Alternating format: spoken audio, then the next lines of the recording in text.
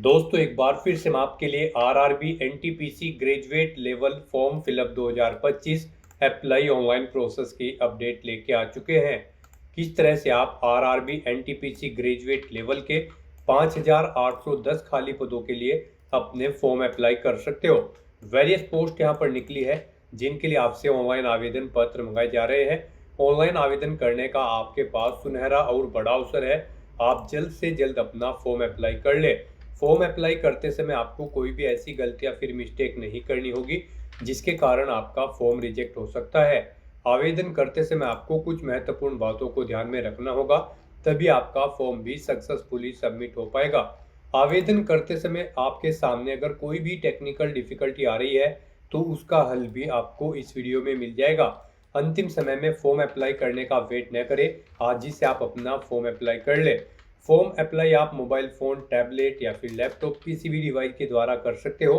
Same तरह से आपका फॉर्म भरा जाएगा, बस लुकिंग इंटरफेस चेंज हो जाएगा। अप्लाई करते समय आप अपना वन टाइम रजिस्ट्रेशन किस प्रकार से करोगे, किस तरह से आप अपना डिजी लॉकर अकाउंट क्रिएट करोगे, यहाँ पर आप आधार या फिर पैन वेरिफिकेशन किस प्रकार से करोगे, किस तरह से आपको अपना लाइव फोटो कैप्चर करना होगा, एग्जाम पोस्ट प्रेफरेंस आपको कैसे देनी होगी, किस तरह से आपको अपने डॉक्यूमेंट्स अपलोड करने होंगे, सिग्नेचर कैसे और कितने केबी में आपको अपलोड करना होगा, फीस पेमेंट करते हुए रजिस्ट्रेशन से लेकर प्रिंट तक आपको किस प्रकार से अपना फॉर्म भरना होगा। कंप्लीट डिटेल के लिए आपको ये वीडियो शुरू से लेके एंड तक बिना स्किप किए हुए देखनी होगी। इस वीडियो को पूरा देखने पर ही आपके सभी सवाल और डाउट क्लियर होंगे। तो चलिए दोस्तों बिना कोई वक्त गंवाए शुरू करते हैं RRB NTPC graduate level form fill up की पूरी जानकारी। फॉर्म भरने से पहले आपको सबसे पहले हमारी वेबसाइट आईएनडी सरकारी नौकरी के इस पेज पर विजिट करना होगा, जिसका लिंक आपको नीचे description plus first comment box में मिल जाएगा। और हमारे इस पेज पर विजिट करके आप यहां से आरआरबी एनटीपीसी ग्रेजुएट लेवल का फॉर्म अप्लाई कर सकते हो। Indian railway recruitment board RRB की ओर से non technical popular categories NTPC graduate level exam का नोटिफिकेशन रिलीज किया गया था, जिसके लिए 5810 वैकेंसीज निकली हुई है। इसमें चीफ कमर्शियल कम टिकट सुपरवाइजर के लिए 161 पद है, स्टेशन मास्टर के लिए 615, गुड्स ट्रेन्स मैनेजर के लिए 3416 वैकेंसीज है, जूनियर अकाउंट्स असिस्टेंट कम टाइपिस्ट के लिए 921 वैकेंसीज है, सीनियर कलर कम टाइपिस्ट के लिए 638, ट्रैफिक असिस्टेंट के लिए 59 वैकेंसीज है। लास्ट डेट ऑनलाइन आवेदन करने की 20 नवंबर 2025 है। 29,200 और 35,400 अलग अलग पोस्ट के लिए सैलरी दी जाएगी। ग्रेजुएट डिग्री से आप अप्लाई कर सकते हो। 18 से 33 वर्ष आयु सीमा है। यूआर ओबीसी के लिए 500 रुपये फीस है, 400 रिफंड कर दी जाएगी। SST PWD फीमेल के लिए 250 है, जो कि टोटल रिफंडेबल है। ऑनलाइन मोड से आप फीस पेमेंट करोगे। CBT first second skill test document verification medical exam से सिलेक्शन होगा। ऑनलाइन आप ऑल इंडिया से अप्लाई कर सकते हो indianrailways.gov.in पोर्टल से। इंपोर्टेंट लिंक सेक्शन के अंतर्गत इंग्लिश नोटिफिकेशन पीडीएफ और हिंदी नोटिफिकेशन पीडीएफ के दो अलग अलग लिंक्स दिए गए हैं। इन लिंक्स पर क्लिक करते हुए आप इंग्लिश की या फिर हिंदी की पीडीएफ डाउनलोड कर सकते हो। इनमें आपको कंप्लीट डिटेल देखने को मिल जाएगी, जैसे कि क्या आवेदन करने की डेट है, क्या यहाँ पर सैलरी की डिटेल है, पोस्ट वाइज वैकेंसीज क्या रहेगी, क्या आपका एलिजिबिलिटी क्राइटेरिया रहेगा, एग्जाम पैटर्न, सिलेबस आपको डिटेल में CBT फर्स्ट सेकंड के लिए यहाँ पर दे दिया गया। टॉपिक वाइज भी आप पूरा सिलेबस चेकआउट कर ले। साथ ही साथ हाउ टू अप्लाई प्रोसीजर की जानकारी दी गई है कि किस प्रकार से आपको यहाँ पर अपना लाइव फोटो कैप्चर करना होगा, डॉक्यूमेंट्स अपलोड करने होंगे। और यहाँ पर आपको आरआरबी वाइज भी वैकेंसीज की और post wise vacancies, category wise vacancies की कंप्लीट डिटेल इसी पीडीएफ में दे दी गई है। स्क्रॉल डाउन करते हुए आप यहाँ से कंप्लीट पीडीएफ चेकआउट कर सकते हो। अप्लाई करने से पहले आपके नोटिफिकेशन की पीडीएफ पूरा पढ़ना अनिवार्य है। इसको पूरा पढ़ने से ही आपके सभी सवाल और डाउट क्लियर होंगे। पीडीएफ रीड आउट करने के बाद में आपको अप्लाई ऑनलाइन लिंक पर क्लिक करना होगा, तो आपके सामने ऑनलाइन आवेदन करने का ये ऑफिशियल पोर्टल ओपन हो जाएगा। गाइस, यहाँ पर अगर आपने पहले से रजिस्ट्रेशन कर रखा है तो आपको यहाँ पर लॉगिन की स्टेप पर क्लिक करना है। उसके बाद आपके सामने लॉगिन का इंटरफेस ओपन हो जाएगा।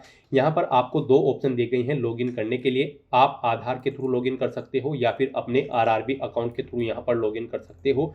अगर आप यहाँ पर login with Aadhaar option select करते हैं तो फिर यहाँ पर आपको अपना फ़ोन नंबर एंटर करना है, फिर जनरेट आधार OTP के ऑप्शन पर क्लिक करना है। उसके बाद आपके रजिस्टर्ड मोबाइल नंबर पर एक OTP आएगा, जिससे आपका आधार यहाँ पर लिंक है। वो OTP आपको यहाँ पर एंटर करना है। आई एम नॉट ए रोबोट के इस ऑप्शन पर क्लिक करना है और लॉगिन की स्टेप पर क्लिक करते हुए आपको अपने डैशबोर्ड में लॉगिन करके अपना फॉर्म अप्लाई कर लेना है। और गाइज अगर यहाँ पर आप सेकंड ऑप्शन यूज़ करते हैं लॉगिन विद आरआरबी अकाउंट, तो आपके सामने कुछ इस तरह से इंटरफेस ओपन होगा। यहाँ पर अब आपको अपना मोबाइल नंबर या फिर ईमेल एड्रेस एंटर करना है, अपना पासवर्ड आपको एंटर करना है, आई एम नॉट ए रोबोट के चेकबॉक्स को ओके करना है और लॉगिन की स्टेप पर क्लिक करते हुए आपको अपनी डिटेल्स प्रोवाइड करते हुए यहाँ पर लॉगिन कर लेना है। और गाइज अगर आप इस भर्ती के लिए फर्स्ट टाइम अप्लाई करने जा रहे हो, यानी कि अब तक आपने आरआरबी के इस पोर्टल के थ्रू किसी भी भर्ती के लिए अप्लाई नहीं किया है, तो सबसे पहले यहाँ पर आपको अपना रजिस्ट्रेशन करना होगा। उसके लिए आपको यहाँ पर क्रिएट एन अकाउंट की ये टैब दी गई है, आप इस पर क्लिक करें। आपके सामने यहाँ पर फिर कुछ इस तरह से इंटरफेस होगा। यहाँ पर आपको कहा गया है कि अगर आपने 2024 या 25 में आरआरबी के इस पोर्टल के थ्रू किसी भी भर्ती के लिए अप्लाई किया हुआ है तो आपने रजिस्ट्रेशन कर रखा होगा ऑलरेडी। तो अब यहाँ पर आपको रजिस्ट्रेशन करने की ज़रूरत नहीं है, आप लॉगिन करके अपना फॉर्म अप्लाई कर सकते हो। और अगर आपने अप्लाई नहीं किया है तो यहाँ पर आपको अपना रजिस्ट्रेशन करना होगा। उसके लिए अब आपको ओके करना है और यहाँ पर अपनी बेसिक डिटेल्स प्रोवाइड करते हुए आपको अपना रजिस्ट्रेशन कर लेना है। सबसे पहले यहाँ पर आपको अपनी नेशनलिटी सेलेक्ट करनी है। उसके बाद यहाँ पर आपको अपनी पर्सनल इन्फॉर्मेशन देनी है। यहाँ पर आपको सबसे पहले अपना फुल नेम एंटर करना है, उसे रिटाइप करके कंफर्म कर लेना है। उसके बाद आपसे पूछा गया कि क्या आपने कभी अपना नाम चेंज किया है, अगर किया है तो आप येस ऑप्शन सेलेक्ट करेंगे। और फिर यहाँ पर आप जब आपके डॉक्यूमेंट वेरीफाई होंगे उस समय आपको गैजेटेड नोटिफिकेशन या फिर रिलीवेंट लीगल डॉक्यूमेंट शो करना होगा अब आपके नाम चेंज का। और अगर आपने कभी नाम चेंज नहीं किया है तो सिंपली यहाँ पर आपको नो ऑप्शन सेलेक्ट करना है। उसके बाद यहाँ पर आपको अपनी डेट ऑफ बर्थ सेलेक्ट करनी है, आपको इस कैलेंडर में से अपनी डेट ऑफ बर्थ सेलेक्ट कर लेनी है। फिर यहाँ पर आपको अपनी डेट ऑफ बर्थ टाइप करनी है DDMMYY फॉर्मेट में। यहाँ पर आपको पहले डे एंटर करना है, फिर आपको स्लैश मंथ एंटर करना है, फिर स्लैश देके आपको अपना ईयर यहाँ पर एंटर कर देना है। आपकी 10वीं की मार्कशीट के अकॉर्डिंग यहाँ पर आपकी डेट ऑफ बर्थ होनी चाहिए। उसके बाद यहाँ पर आपको अपना जेंडर सेलेक्ट करना है, उसे दोबारा से रीसेलेक्ट करना है कंफर्मेशन के लिए। फिर आपको अपने फादर का नाम यहाँ पर एंटर करना है, उसे भी रिटाइप कर देना है। मदर का नाम एंटर करना है, उसे भी रिटाइप कर देना है। उसके बाद यहाँ पर आपको अपनी कॉन्टैक्ट डिटेल देनी है। यहाँ पर आपको कॉन्टैक्ट डिटेल में सबसे पहले आपको अपना ईमेल एड्रेस एंटर करना है, फिर आपको अपना मोबाइल नंबर एंटर करना है और उनके बाद आपको जनरेट ईमेल ओटीपी और जनरेट मोबाइल ओटीपी के ऑप्शन पर क्लिक करना है। उसके बाद आपके ईमेल एड्रेस और मोबाइल नंबर पर 6 डिजिट के 2 ओटीपी आएंगे। वो ओटीपी आपको यहाँ पर एंटर करके अपना मोबाइल नंबर और ईमेल आईडी को वेरीफाई कर लेना है। उसके बाद गाइड यहाँ पर आपको अपना वेरिफिकेशन करना है। वेरिफिकेशन के लिए यहाँ पर आपके पास 3 ऑप्शन है। आप यहाँ पर डिजी लॉकर के थ्रू अपना वेरिफिकेशन कर सकते हैं, या फिर गाइड यहाँ पर आप आधार कार्ड के थ्रू अपना वेरिफिकेशन कर सकते हैं, या फिर आपके पास अगर आधार भी नहीं है तो उसके थ्रू भी आप यहाँ पर अपना वेरिफिकेशन कर सकते हैं अपने पैन नंबर की डिटेल प्रोवाइड कराते हुए। तो यहाँ पर हम आपको तीनों ऑप्शंस के बारे में बताएंगे 1 बाय 1 करके। तो यहाँ पर अगर आप ऑप्शन सेलेक्ट करते हैं वेरिफिकेशन थ्रू डिजी लॉकर, तो आपको यहाँ पर वेरिफिकेशन थ्रू डिजी लॉकर के इस ऑप्शन पर क्लिक करना है।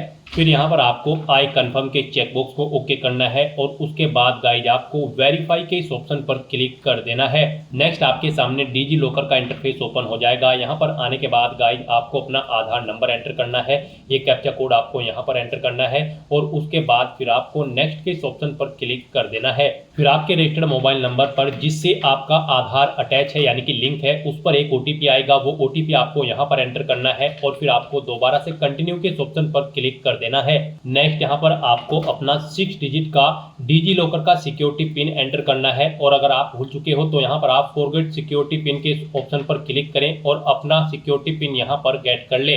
गाइड यहाँ पर अगर आपने रजिस्ट्रेशन कर रखा है तो आपको यहाँ पर अपना 6 डिजिट का डिजी लॉकर का सिक्योरिटी पिन एंटर करना है और अगर आपने रजिस्ट्रेशन नहीं कर रखा है तो आपको डिजी लॉकर की वेबसाइट को ओपन कर लेना है और वहां पर अपना अकाउंट आपको रजिस्टर कर लेना है, अकाउंट क्रिएट कर लेना है। इस तरह से अपना पिन यहाँ पर एंटर करने के बाद फिर आपको कंटिन्यू के ऑप्शन पर ही क्लिक करना है। नेक्स्ट आपके सामने आपका डिजी लॉकर अकाउंट कुछ इस तरह से शो होगा। अब यहाँ पर आने के बाद गाइड आपको अलाउ के इस ऑप्शन पर क्लिक करना है। इस तरह से यहाँ पर आपका डिजी लॉकर अकाउंट के थ्रू आपका वेरिफिकेशन कंप्लीट हो जाएगा और आपको आरआरबी के इसी इंटरफेस पर रिडायरेक्ट कर दिया जाएगा। नेक्स्ट ऑप्शन यहाँ पर वेरिफिकेशन का है आधार कार्ड के थ्रू। गाइड अगर यहाँ पर आप वेरिफिकेशन थ्रू आधार कार्ड ऑप्शन सेलेक्ट करते हैं तो फिर आपके सामने यहाँ पर कुछ इस तरह से इंटरफेस शो होगा। यहाँ पर आने के बाद आपको अपना आधार कार्ड नंबर एंटर करना है। उसके बाद आपको जनरेट आधार ओटीपी के ऑप्शन पर क्लिक करना है। आपके मोबाइल नंबर पर जिससे आपका आधार लिंक है उस पर एक ओटीपी आएगा 6 डिजिट का वो OTP आपको यहाँ पर एंटर करना है और फिर आपको यहाँ पर वेरीफाई के इस ऑप्शन पर क्लिक करते हुए आपको अपना आधार वेरीफाई कर लेना है। यहाँ पर आपके लिए सबसे बेस्ट ऑप्शन आधार कार्ड का ही रहेगा, क्योंकि यहाँ पर आगे भी आपको आपके आधार की जरूरत पड़ेगी एग्जाम टाइम के दौरान, वहां पर भी आपको अपना आधार कार्ड शो करना होगा। तो यहाँ पर हम आपको सजेस्ट करेंगे आप यहाँ पर अपना वेरिफिकेशन आधार के थ्रू कर लें, ये आपके लिए सबसे बेस्ट ऑप्शन है। आरआरबी की भर्ती में यहाँ पर आधार मस्ट कर दिया गया है। तो यहाँ पर अब उसके बाद एक और ऑप्शन है, अगर आप करना चाहे तो यहाँ पर आपका थर्ड ऑप्शन है I do not have Aadhaar card, आपको इस ऑप्शन पर क्लिक करना है। उसके बाद गाइड आपके सामने कुछ ये पॉपअप शो होगा, यहाँ पर आपको दोबारा से I do not have Aadhaar card के ऑप्शन पर क्लिक करना है। उसके बाद यहाँ पर आपके सामने कुछ इस तरह से इंटरफेस शो होगा, आप यहाँ पर इस चेकबॉक्स को ओके करें। उसके बाद यहाँ पर आप अपनी कोई वैलिड प्रूफ आईडी सिलेक्ट करें, पैन कार्ड यहाँ पर केवल आपको ऑप्शन दिया गया है। उसके बाद यहाँ पर आपका जो नाम पैन पर आधारित है वो नाम यहाँ पर आप एंटर करें, अपनी डेट ऑफ बर्थ इस कैलेंडर में से सिलेक्ट करें, अपना पैन नंबर यहाँ पर आप एंटर करें। उसके बाद किस अथॉरिटी ने आपको इशू किया है उसका नाम आपको देना है, प्लेस ऑफ इशू यहाँ पर आपको देना है और उसके बाद फिर आपको प्रोसीड के ऑप्शन पर क्लिक करके इस थर्ड ऑप्शन के थ्रू भी आप अपना वेरिफिकेशन यहाँ पर कंप्लीट कर सकते हो। तो इनमें से आपको कोई भी ऑप्शन यूज करते हुए अपना वेरिफिकेशन कर लेना है, ये मस्ट है। ये पूरी वेरिफिकेशन की प्रोसेस हमने आपको बता दी है, इनमें से किसी का भी यूज करते हुए आप अपना वेरिफिकेशन कर सकते हैं। हम आपको एक बार फिर से बता दें, आप यहाँ पर आधार कार्ड के थ्रू अपना वेरिफिकेशन करें, आपके लिए बेस्ट रहेगा। तो यहाँ पर किसी भी ऑप्शन के थ्रू वेरिफिकेशन करने के बाद आपको इस चेकबॉक्स को ओके करना है, I confirm that I am 18 year old या फिर ओल्डर, यानी कि मेरी आयु यहाँ पर 18 साल हो चुकी है या फिर इससे अधिक, आपको इस चेकबॉक्स को ओके करना है। ये डिटेल आप यहाँ पर इस पर क्लिक करके सुन भी सकते हो। और फिर गाइस यहाँ पर आपको अपना पासवर्ड क्रिएट करना है, यहाँ पर आपका पासवर्ड अल्फा न्यूमेरिक फॉर्मेट में होना चाहिए। मींस आपके पासवर्ड में एक अपर केस कैरेक्टर, एक लोअर केस कैरेक्टर, एक इंटीजर नंबर और एक स्पेशल कैरेक्टर जैसे कि @ हैश या फिर डॉलर होना चाहिए। तो इस फॉर्मेट में आपको अपना पासवर्ड क्रिएट करना है, ये एग्जाम्पल हमने आपको दिखाया है। वही पासवर्ड आपको यहाँ पर कंफर्म पासवर्ड फील्ड में एंटर करना है, आई एम नॉट ए रोबोट के इस चेकबॉक्स को ओके करना है। और फिर गाइस आपको यहाँ पर preview and create an account के इस ऑप्शन पर क्लिक करके अपना अकाउंट क्रिएट कर लेना है। आपका रजिस्ट्रेशन कंप्लीट होने के बाद आपको रेलवे रिक्रूटमेंट बोर्ड की इस वेबसाइट पर डायरेक्ट कर दिया जाएगा, या फिर आप डायरेक्टली लॉगिन कर लें rrbapply.gov.in। आपके सामने आरआरबी की ये वेबसाइट ओपन हो जाएगी। अब यहाँ पर आपको इस भर्ती पर अप्लाई करने के लिए लॉगिन करना है, उसके लिए आपको लॉगिन की स्टेप पर क्लिक करना है। उसके बाद आपके सामने कुछ इस तरह से इंटरफेस ओपन होगा। अब यहाँ पर आपके पास लॉगिन करने के लिए दो ऑप्शन है, आप आधार के थ्रू या फिर आरआरबी अकाउंट डिटेल प्रोवाइड करते हुए लॉगिन कर सकते हो। तो यहाँ पर आप अपनी चॉइस के अकॉर्डिंग किसी भी ऑप्शन का यूज़ करते हुए लॉगिन कर लें। यहाँ पर अगर आप login with RRB account option select करते हैं तो आपको यहाँ पर अपना मोबाइल नंबर या फिर ईमेल एड्रेस एंटर करना है, अपना पासवर्ड आपको एंटर करना है जो पासवर्ड आपने क्रिएट किया है, आई एम नॉट ए रोबोट के इस चेकबॉक्स को ओके करना है और उसके बाद आपको लॉगिन की स्टेप पर क्लिक करना है। फिर आपके सामने कुछ इस तरह से पॉपअप्स होगा, यहाँ पर आपको अपना ऑथेंटिकेशन करना होगा। उसके लिए आपको दो ऑप्शन दी गई हैं, सेंड ओटीपी टू ईमेल, यानी कि ईमेल पर आपके एक ओटीपी सबमिट किया जाएगा, या फिर आप अगर फ़ोन पर ओटीपी चाहते हैं सेंड ओटीपी टू फ़ोन के इस लिंक पर क्लिक करें। तो आप इनमें से किसी भी ऑप्शन पर क्लिक करें, उसके बाद आपकी ईमेल आईडी या फिर मोबाइल नंबर पर ओटीपी आएंगे, वो ओटीपी आपको यहाँ पर एंटर करना है और फिर आपको लॉगिन की स्टेप पर क्लिक करना है। फिर आपके सामने यहाँ पर आपका डैशबोर्ड ओपन हो जाएगा। यहाँ पर आपको कुछ जनरल इंस्ट्रक्शंस दी गई हैं, आपको इन्हें केयरफुली रीड आउट करना है और उसके बाद गाइड आपको यहाँ पर ऑनलाइन एप्लीकेशन की स्टेप पर क्लिक करना है या फिर आपको इस स्टेप पर ऑनलाइन एप्लीकेशन की क्लिक कर देना है। फिर आपके सामने कुछ इस तरह से इंटरफेस होगा। अब यहाँ पर आपको CN 6/2025 for non technical popular categories graduate post के इस सेक्शन में आना है। और गाइस यहाँ पर इस भर्ती पर अप्लाई करने के लिए आपको सबसे पहले बोर्ड सेलेक्ट करना है, जिस बोर्ड के अंतर्गत आप अप्लाई करना चाहते हैं। उसके बाद आपको I am not currently debarred by any RRB RRC इस चेकबॉक्स को ओके करना है। I hereby confirm that I have carefully read and understood the CN, आपको इस सेकंड चेकबॉक्स को भी ओके कर देना है। और उसके बाद फिर आपको यहाँ पर नेक्स्ट के इस ऑप्शन पर क्लिक करना है।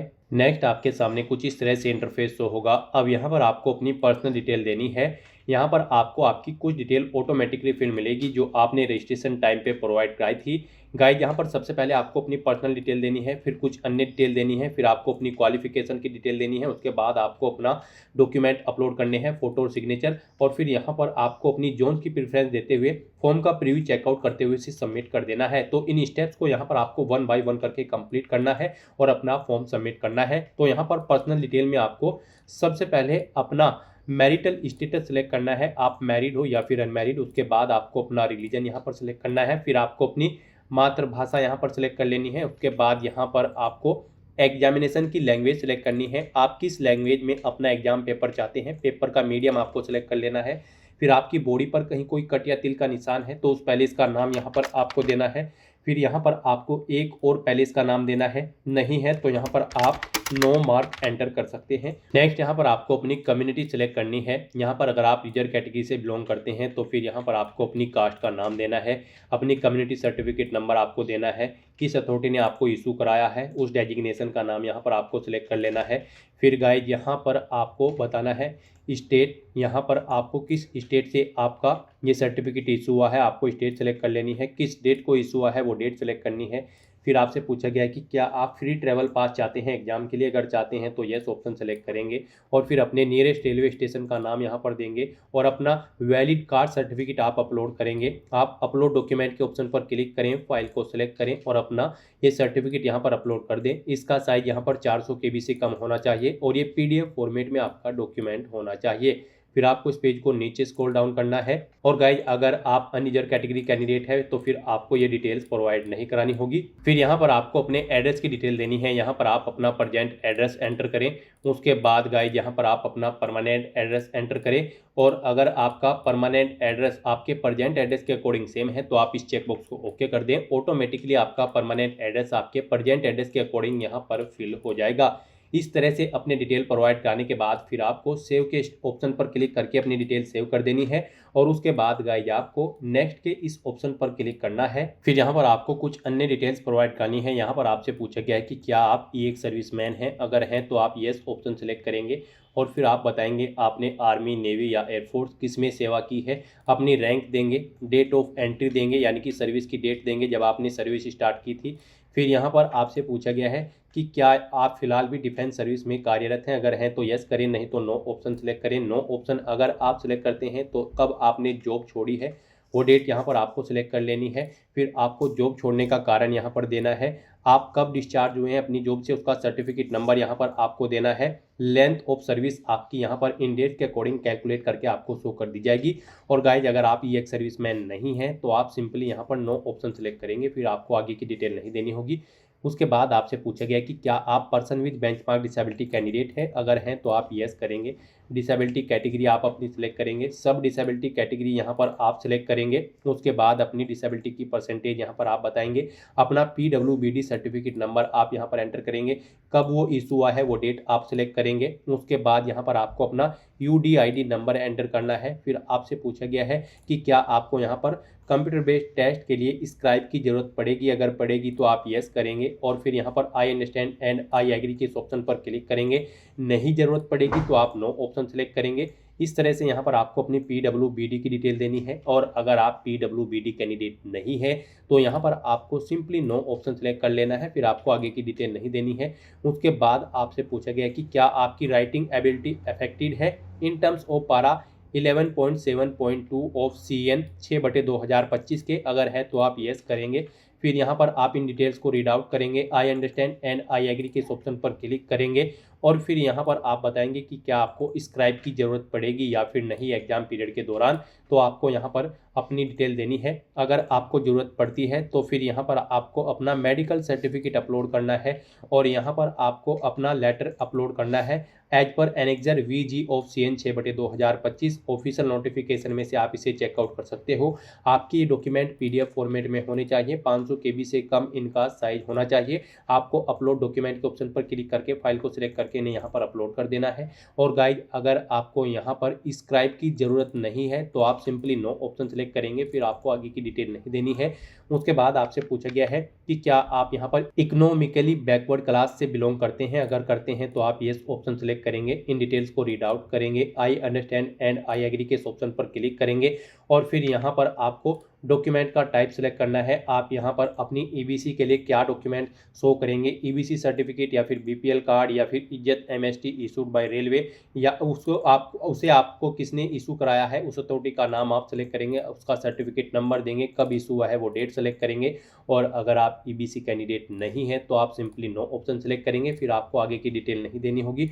उसके बाद आपसे पूछा गया है कि क्या आप यहाँ पर रेलवे में कार्यरत हैं। अगर हैं तो आप यस ऑप्शन सेलेक्ट करेंगे और उसके बाद गाइज आपको यहाँ पर बताना होगा क्या क्या आपके पास एनओसी है कंट्रोलिंग ऑफिसर की। आप यस या नो ऑप्शन सेलेक्ट करेंगे, अपनी कैटेगरी सेलेक्ट करेंगे जिसके अंतर्गत आप कार्यरत हैं, प्लेस ऑफ वर्किंग देंगे, जोन यहाँ पर आप सेलेक्ट करेंगे या फिर यूनिट। इस तरह से आपको अपनी डिटेल देनी होगी। और अगर आप रेलवे में कार्यरत नहीं है तो आप सिंपली नो ऑप्शन सेलेक्ट करेंगे और फिर आपको ये डिटेल प्रोवाइड नहीं करानी होगी। फिर आपसे पूछा गया कि क्या आप करंट में एम्प्लॉय हैं किसी ऑर्गेनाइजेशन में। अगर हैं तो आप यहाँ पर ऑप्शन सेलेक्ट करेंगे, आप सेंट्रल गवर्नमेंट में कार्यरत है, स्टेट में या फिर पब्लिक सेक्टर में, और यहाँ पर फिर आपको उसकी डिटेल प्रोवाइड करनी होगी। यहाँ पर आपको ऑर्गेनाइजेशन का नाम देना होगा, फिर कब से आपने जॉब स्टार्ट की थी वो डेट आपको सिलेक्ट करनी है। आप फिलहाल भी कार्यरत है या फिर नहीं बताएंगे। अगर कार्यरत नहीं है तो आपने कब जॉब छोड़ी है वो डेट आपको सिलेक्ट करनी होगी।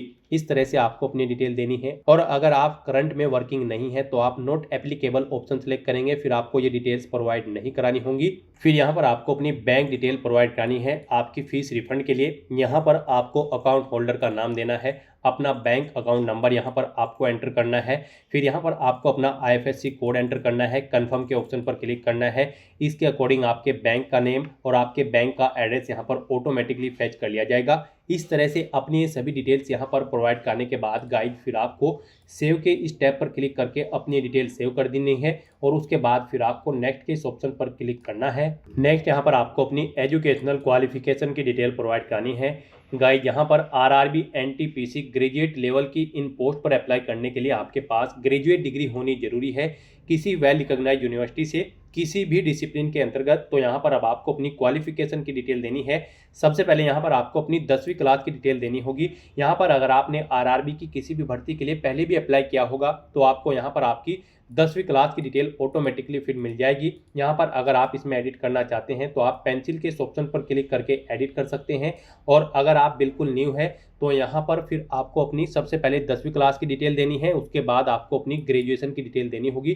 तो 10वीं क्लास की डिटेल देने के लिए यहाँ पर आपको इस पेंसिल के ऑप्शन पर क्लिक करना है और फिर यहाँ पर आपको अपना मैट्रिकुलेशन SLC सिलेक्ट करने के बाद सबसे पहले आपको स्टेट सिलेक्ट करना है, अपना डिस्ट्रिक्ट सिलेक्ट करना है, बोर्ड का नाम देना है जिस बोर्ड से आपने अपनी 10वीं क्लास पास आउट की है, कब पास आउट की है इस ऑप्शन पर क्लिक करके आपको डेट सिलेक्ट कर लेनी है, अपना 10वीं का रोल नंबर आपको देना है और यहाँ पर फिर आपको अपने सर्टिफिकेट का सीरियल नंबर एंटर कर देना है। इस तरह से अपनी 10वीं क्लास की डिटेल देने के बाद फिर उसको यहाँ पर आपको ऐड के ऑप्शन पर क्लिक करके ऐड कर देना है। अपडेट करना है तो आप अपडेट के इस ऑप्शन पर क्लिक करके अपडेट कर सकते हैं। इस तरह से यहाँ पर आपकी 10वीं क्लास की डिटेल ऐड हो जाएगी। फिर आपको अपनी ग्रेजुएशन की डिटेल यहाँ पर प्रोवाइड करनी है। जैसा कि हम आपको ऑलरेडी बता चुके हैं, इस भर्ती में पार्टिसिपेट करने के लिए आपके पास ग्रेजुएट डिग्री होनी जरूरी है। तो यहाँ पर आप क्वालिफिकेशन में बैचलर डिग्री ऑप्शन सेलेक्ट करेंगे, फिर डिसिप्लिन सब्जेक्ट में आप दोबारा से बैचलर डिग्री ऑप्शन सेलेक्ट करेंगे, फिर आपने किस में अपनी बैचलर डिग्री की है जैसे कि BA, BCom, BSc या फिर BTech, आप उसका नाम यहाँ पर देंगे। फिर आपको स्टेट सेलेक्ट करना है, अपना डिस्ट्रिक्ट सेलेक्ट कर लेना है,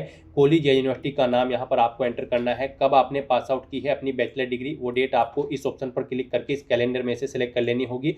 फिर आपसे पूछा गया कि क्या आपको हिंदी और इंग्लिश की टाइपिंग की प्रोफिशिएंसी है कंप्यूटर पर। अगर है तो आप यस करेंगे, नहीं तो नो ऑप्शन सेलेक्ट करेंगे। इस तरह से अपनी डिटेल प्रोवाइड करने के बाद फिर गाइज आपको ऐड के इस ऑप्शन पर क्लिक करके अपनी ग्रेजुएशन की डिटेल भी ऐड कर देनी है और उसके बाद फिर आपको यहाँ पर नेक्स्ट के इस ऑप्शन पर क्लिक करना है।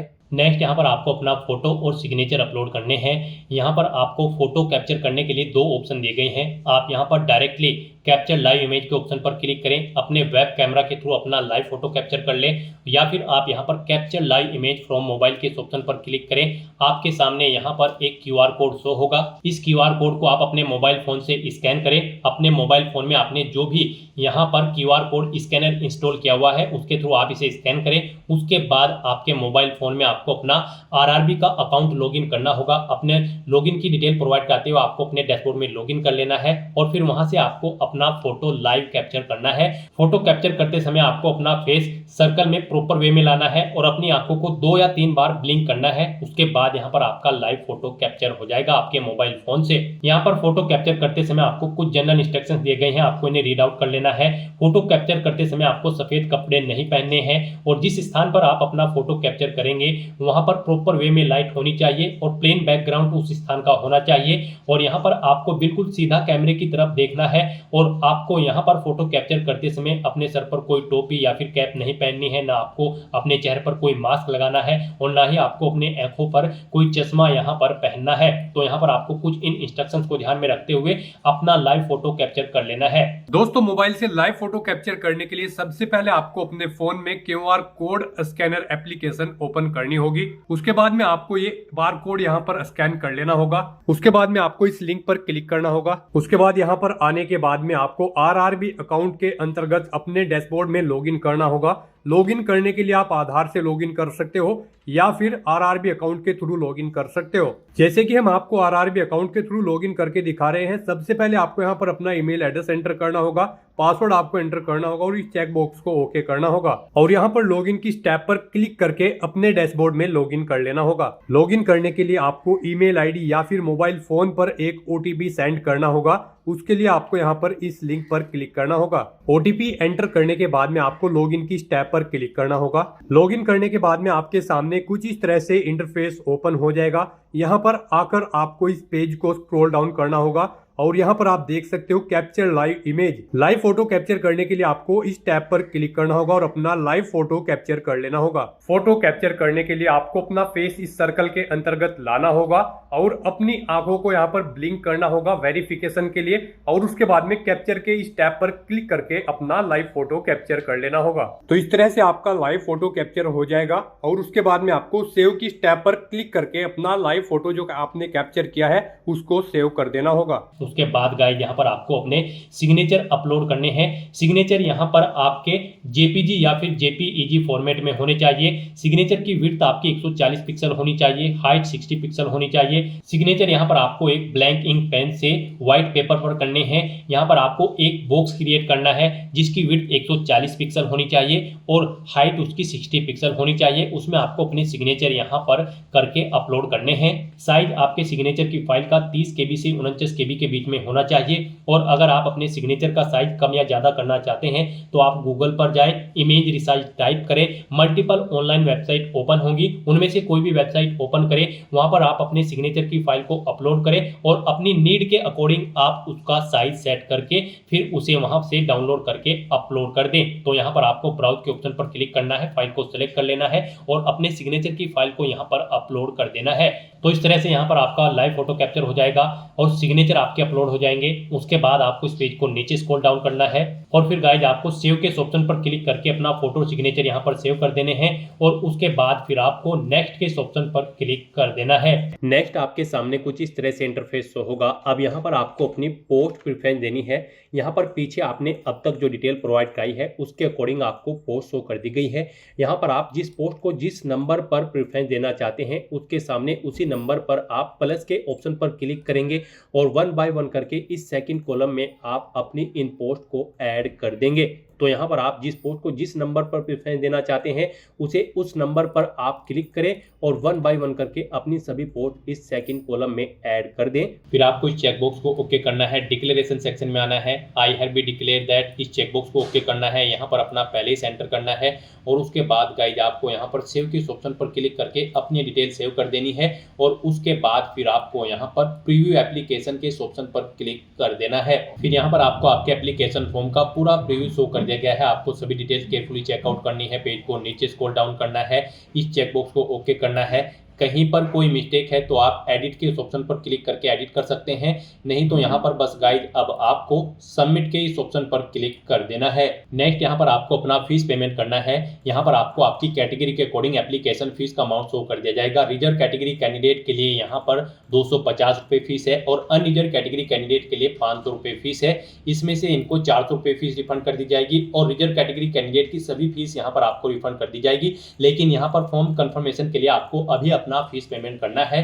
तो उसके लिए गाइज यहाँ पर अब आपको पे विद SBI ई पे के ऑप्शन पर क्लिक करना है और प्रोसीड करते हुए आपको यहाँ पर फीस पेमेंट के इंटरफेस पर आ जाना है। यहाँ पर आप debit card, credit card, net banking, UPI या फिर वॉलेट के माध्यम से अपना फीस पेमेंट कर सकते हो। UPI यहाँ पर आपके लिए सबसे बेस्ट और इजी ऑप्शन रहेगा।